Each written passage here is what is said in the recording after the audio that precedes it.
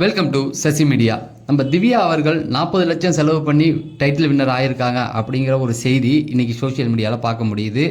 எங்கள் தலைவி பார்வதி தாண்டா ரியல் டைட்டில் வின்னர் அப்படிங்கிற ஒரு செய்தியையும் நம்மளால் பார்க்க முடியுது. திவ்யாவுடைய அப்பா ஏதோ பேசினதை பார்வதி கோச்சிக்கிட்டாங்க, திவ்யா கிட்ட போய் வாழ்த்து கூட சொல்லலை, இன்னும் அவங்களுக்குள்ள ஒரு சண்டல் முட்டை முதல் போயிட்டு தான் இருக்குது, இனிமேல் தொடரப்போகுது அப்படிங்கிற மாதிரியான செய்திகளையும் பார்க்க முடியுது.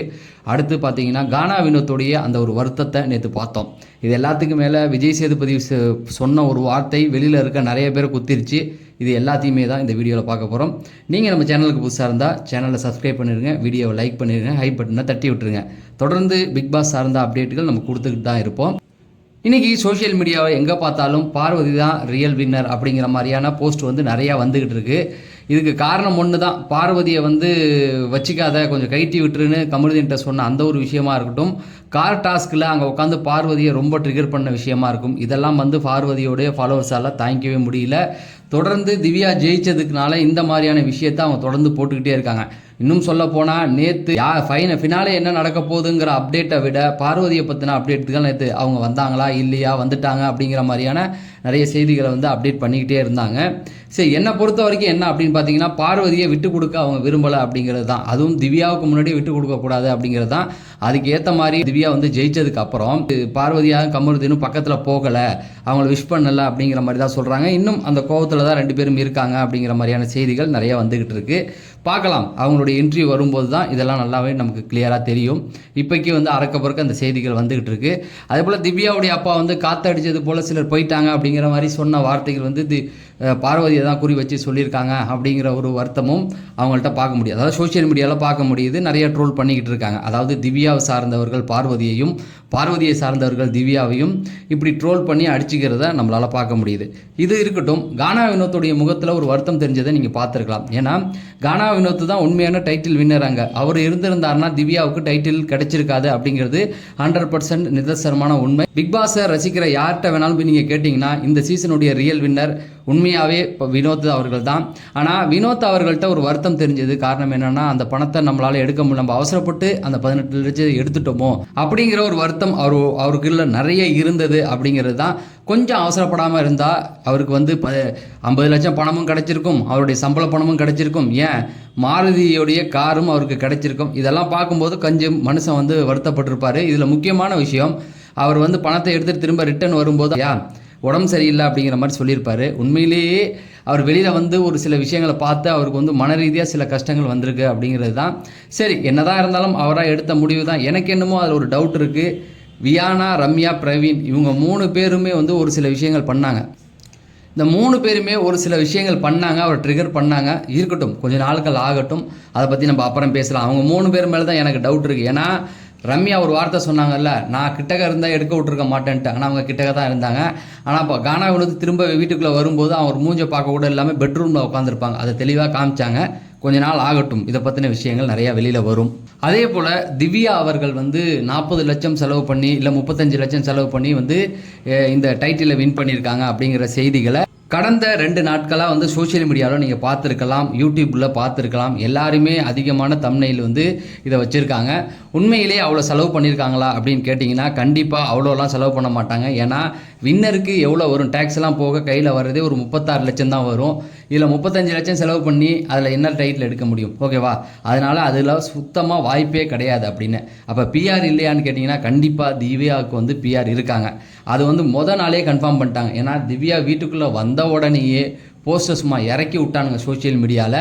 அப்பயே தெரிஞ்சு போச்சு இவங்க பிஆர் வச்சுட்டு தான் போயிருக்காங்க அப்படிங்கிறது. அதுக்கப்புறம் அவங்க வீட்டில் நிறைய விஷயங்கள் சாண்ட்ரா ஓப்பன் அப் ஆனாங்க, சாண்ட்ராவே சொன்னாங்க, பிரஜன் சொன்னார், இப்படி நிறைய விஷயத்தில் கண்டுபிடிச்சிட்டாங்க. அப்போ இவங்களுக்கு மட்டும்தான் பிஆர் இருக்கான்னு கேட்டிங்கன்னா கண்டிப்பாக கிடையாது. ஒரு 4 பேருக்கு ஹெவியான பிஆர் இருந்தாங்க. ஒன்று வியானா, அடுத்தது கமருதீன், பார்வதி, திவ்யா, இவங்க 4 பேருக்குமே பிஆர் இருந்தாங்க. இதில் முக்கியமாக பார்த்தீங்கன்னா வியானாவுடைய பிஆர் தான் ரொம்ப சூப்பர். ஏன்னா அவங்க தான் ரொம்ப காஸ்ட்லியான ஒரு பிஆர் வச்சுட்டு போனாங்க. ரொம்ப 12 லட்சமோ என்னமோ சொல்கிறாங்க. அப்போ திவ்யாலாம் அதை விட கம்மியான அமௌண்ட் கொடுத்து தான் வந்திருக்காங்க அப்படிங்கிறது. ஆனால் பிஆர் இருந்தது. இதில் வியானாவும் பிஆர் தானே வச்சாங்க. ஏன் வியானா அவ்வளோ இந்த கப்பை ஜெயிக்க முடியல அப்படின்னு பார்த்தீங்கன்னா வீட்டுக்குள்ளே அவங்க எதுவுமே பண்ணலை அப்படிங்கிறது தான். அது பண்ணாலும் அது மக்களுக்கு பிடிக்கல. அதனால தான் வியானா வெளியில் போயிட்டாங்க. ஆனால் திவ்யா ஏதோ ஒரு சில விஷயங்கள் பண்ணாங்க. அதில் முக்கியமாக கமருதீனுக்கு நன்றி சொல்லணும், விக்ரமுக்கு அவங்க நன்றி சொல்லணும், பார்வதிக்கு நன்றி சொல்லணும், சாண்ட்ராவுக்கு நன்றி சொல்லணும். அவங்க ஏன் இதெல்லாம் அவங்க நன்றி சொல்லணும் அப்படின்னா, திவ்யாவும் வந்து 2 வாரம் நல்லா இருந்தாங்க. 3வது வாரம் விஜய் சேதுபதி அடித்ததுக்கப்புறம் அமைதியாக உட்காந்தவங்க தான். அதுக்கப்புறம் அவங்கக்கிட்ட ஒரு கண்டென்ட்டும் கிடையாது. ஒரு 3-4 வாரம் பார்த்தீங்கன்னா அப்படியே இருந்தாங்க. ஒரு கட்டம் அந்த நெக்லஸ் டாஸ்க் வரும்போது கமருதீன் அவங்கள்ட்ட பிரச்சனை பண்ண போய் அவங்க கமருதீன்கிட்ட ஒன்று சண்டைக்கு நின்னாங்க. அப்புறம் தான் அவங்க கொஞ்சம் லைட்டாக வெளியில் வந்தாங்க. அதுக்கப்புறமேட்டுக்கு பார்த்தீங்கன்னா அதுக்கு அடுத்த வாரம் சாண்ட்ரா வந்து ஒரு விஷயம் பண்ணாங்க. பிரச்சனைக்கும் இவங்களுக்கும் ஒரு சில சந்தேகப்பட்டாங்க சேர்த்து வச்சு. அதுக்கப்புறம் திவ்யாவுக்கு கொஞ்சம் ஆதரவு அங்கே வந்தது. அதுக்கப்புறமேட்டுக்கு பார்த்தீங்க அப்படின்னா அந்த கார் டாஸ்க்கு முன்னாடி விக்ரம் ஒன்று பண்ணியிருப்பாப்புல. விக்ரம் ஒரு மாதிரி ரியாக்ஷன் பண்ணி ரொம்ப ஓவராக பண்ணியிருப்பார்ல, என் ஒய்ஃபை பற்றி எப்படி பேசுனேன் அப்படிங்கிற மாதிரி. அந்த இடத்துல அவங்களுக்கு பெரிய சப்போர்ட் வந்தது. கானா வினோத், விக்ரம், கமருதீன் இவங்க 3 பேருமே அன்றைக்கி சண்டைக்கு போனாங்க. அன்னைக்கு பார்த்தீங்கன்னா அவங்களுக்கு ரொம்ப சப்போர்ட் ஏறிடுச்சு. பார்த்தீங்க அப்படின்னா கார் டாஸ்கில் சபரி எல்லாம் காப்பாற்றிட்டு எல்லாம் வெளில வந்துட்டாங்க. சண்டைலாம் முடிஞ்சிருச்சு. ஆனால் காருக்குள்ளே உட்காந்துட்டு தொடர்ந்து பார்வதிக்கிட்ட சண்டை போட்டுருந்தாங்களா, அந்த டைம்லேயும் அவங்களுக்கு செல்வாக்கு ஏறிடுச்சு. கடைசியாக வந்த வியானாவும் ரம்யாவும் ஒரு விஷயத்தை கொளுத்தி போட்டாங்க. அதாவது சாண்ட்ரா வந்து உன்னை பற்றி இந்த விஷயம் பேசுனாங்க அப்படின்னு சொல்லி அந்த கடைசி வாரத்துலேயும் அவங்களுக்கு வந்து ஒரு விஷயம். அதுக்கப்புறம் வாட்டர் மிலான் கடைசி வாரத்துலேயும் தொடர்ந்து அந்த லவ் டார்ச்சர் கொடுத்து அந்த கடைசி 2 வாரமும் அவங்களுக்கு சண்டை போயிட்டு இருந்தது இல்லையா. அதனால இவங்களுக்கு என்னென்னா ஹைலைட்டாக எங்கே பார்க்கப்பட்டாங்கன்னா சண்டை. திவ்யாவை பொறுத்த வரைக்கும் சண்டைன்னு தொடர்ந்து சண்டையிலேயே அவங்களுடைய இந்த ஜேர்னி இருந்தது. அதுக்கப்புறமேட்டுக்கு பார்த்தீங்கன்னா கானா வினோத் கண்டிப்பாக வீட்டுக்குள்ளே இருந்திருந்தார் அப்படின்னா, கானா வினோத் இருந்திருந்தா திவ்யா கண்டிப்பாக டைட்டில் வின் பண்ணியிருக்க வாய்ப்பே கிடையாது. ஏன்னா ஓட்டிங்கில் அவருடைய ஓட்டிங்கை அவங்களால தொடக்கூட முடியல. கானா இப்போ இவங்க 2 லட்சம் ஓட்டு இருந்தால் கானா வினோத் 4 லட்சம் ஓட்டு இருப்பார். அப்படி இருக்கும்போது ஓட்டிங் டிஃப்ரெண்ட்லேயே அவங்க தொட முடியாத உயரத்தில் தான் இருந்தாங்க. என்னதான் இவங்க பிஆர் வச்சுருந்து 2 லட்சம் ஓட்டு இருந்தாலும் அவருக்கு வந்து 4 லட்சம் ஓட்டுகள் இருக்கும். அப்படி பார்க்கும்பொழுது திவ்யாவால் வந்து அவருடைய ஓட்டை தொட முடியல. ஆனால் அவர் இருந்திருந்தால் அவருக்கு தான் கொடுத்துருப்பாங்க. வேறு ஆப்ஷன் கிடையாது. இவங்களுக்கு தான் அடுத்தபடியாக ஓட்டுகள் இருந்தது. அதனால தான் கொடுத்துருக்காங்க அப்படிங்கிறது. 2வது பெண்களுக்கு அதிக வாய்ப்புகள் இல்லை. 2 பெண்கள் தான் ஜெயிச்சிருக்காங்க. ரித்திவிகா, அதுக்கு வந்து அர்ச்சனா. 3வது இந்த திவ்யா ஜெயிச்சிருக்காங்க.